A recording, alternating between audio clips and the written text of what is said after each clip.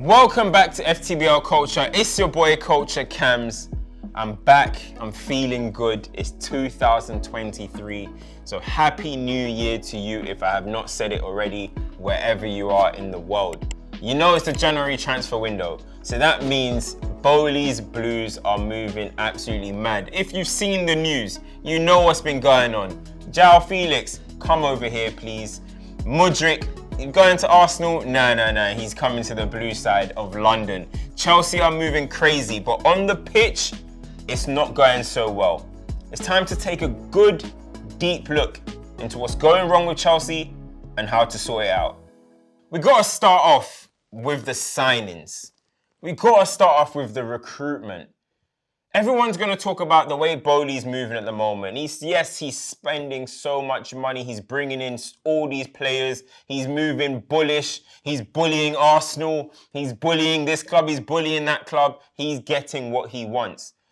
But Chelsea have been spending pretty wildly since probably the 2016-17 season, which, of course, Conte went and won the Premier League. But since then, Chelsea have spent almost 1.3 billion on 34 players. 1.3 billion in the last 7 years.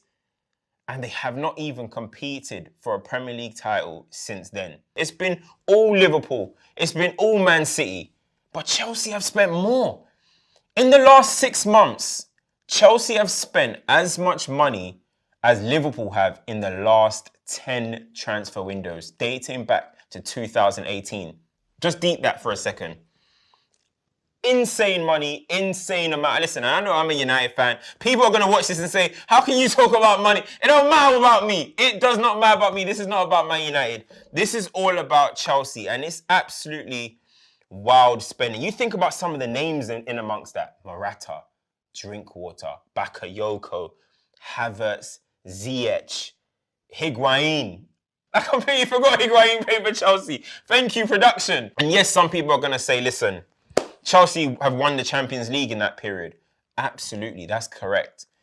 But there has been a steady decline in how competitive Chelsea have been at the top end of the Premier League. So when you've got this side now that are currently battling for 8th place in the Premier League, it's not a surprise when you date back to the recruitment process. I know what it's like to have poor recruitment. I know what it's like to spend money on Lukaku.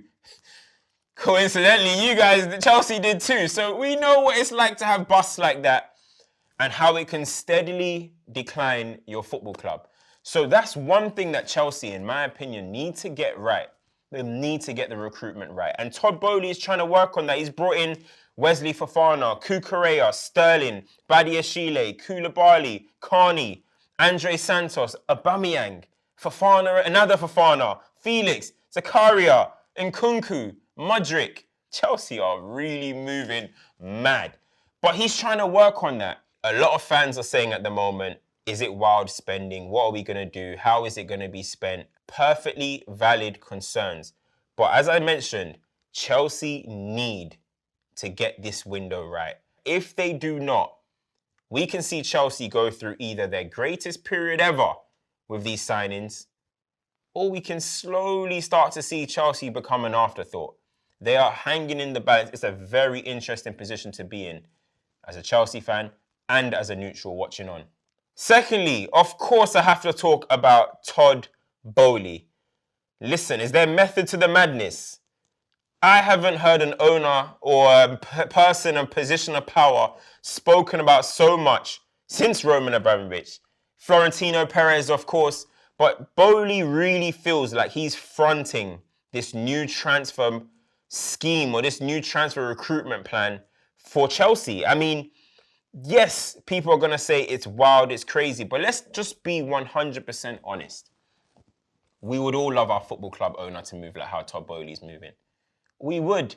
I would absolutely love if the Glazers were moving this aggressive. I would absolutely love if the Glazers said, what, Liverpool?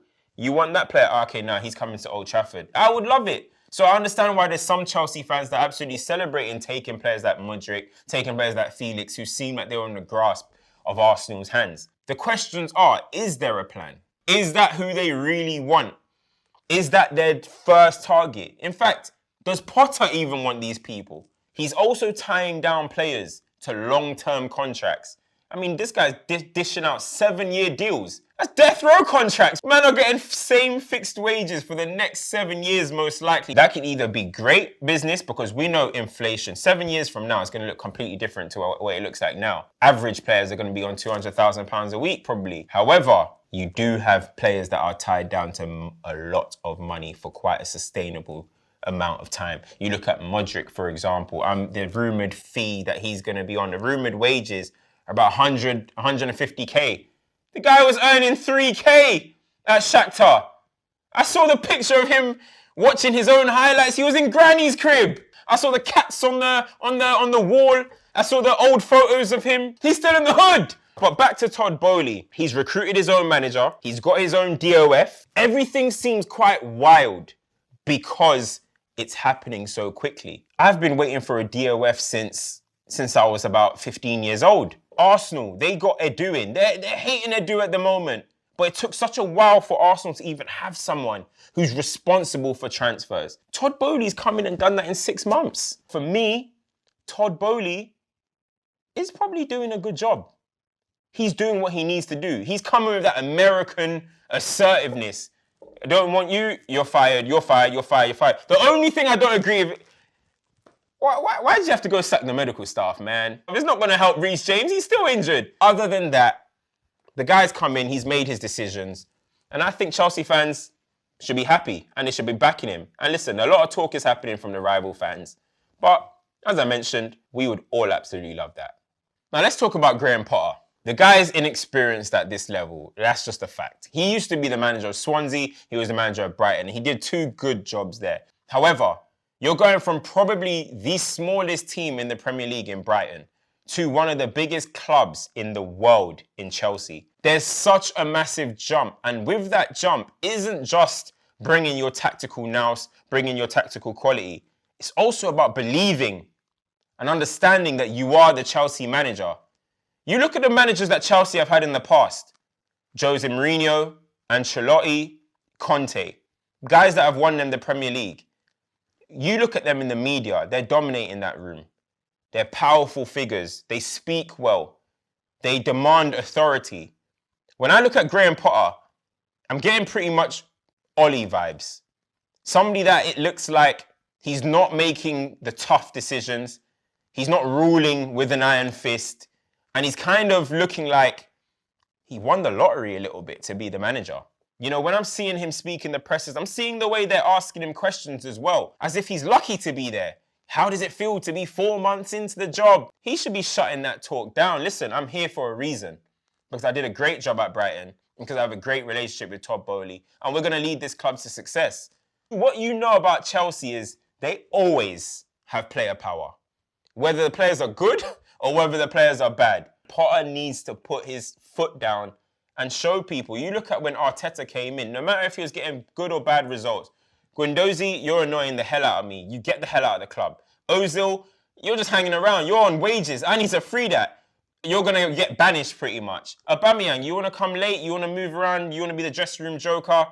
Get the hell out of the club. He ran that football club, whether the results are good or whether the results are bad. He showed I'm the authoritative figure. Potter needs to kind of come with a bit more of that energy. Ten Hag walked into my football club. He looks at Cristiano Ronaldo and said, brother, I don't care if you're the GOAT. Okay, the GOAT discussion, I guess that ended in the winter, I guess. He came into one of the greatest players of all time and said, listen, if you're not beating on my drum, you're out of here.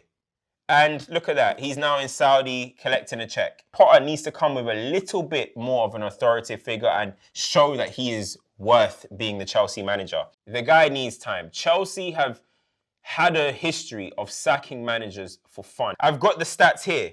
Since 16-17, the club have had 5 managers in this period. Conte lasted 2 seasons. Sarri lasted 1. Lampard lasted around a season and a half. That isn't sustainable. Yes, it might have been sustainable for Roman Abramovich. He does not care. He will clean checks, sack managers, pay compensation. He doesn't give a toss. Under a new owner like Boehly, it's a new era for Chelsea. Boehly has clearly stated that he's looking for the future. You look at the recruitment that Chelsea have made. Young players, young manager. whether he's inexperienced or not. This is a project now, and Chelsea have to now accept they're in that moment. The P word, process and projects. Man United have been there, Arsenal have been there, Liverpool have been there, Tottenham have been there. Welcome to the real world. And Potter needs time, because one thing we know is he's a good coach. If Todd Bowley was to go and sack him now, it'll be extremely disappointing. What's the point of bringing in the Brighton recruitment staff with Potter? You're going to sack them all as well? In order to have a sustainable model in the modern game, you need to be able to give managers time.